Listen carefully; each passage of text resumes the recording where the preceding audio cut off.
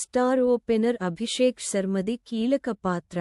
అభిషేక్ అద్భుతమైన సెంచరీతో చెలరేగాడు. ఉప్పల్ మైదానంలో అభిషేక్ తన బ్యాటింగ్తో విధ్వంసం సృష్టించాడు. అతడి బ్యాటింగ్ ధాటికి పంజాబ్ ఫీల్డర్లు కేవలం ప్రేక్షక పాత్ర పోషించారు. కేవలం 55 బంతులు మాత్రమే ఎదుర్కొన్న అభిషేక్ 14 ఫోర్లు, 10 సిక్స్లతో 141 పరుగులు చేశాడు. మెరుపు ఇన్నింగ్స్లు ఆడారు.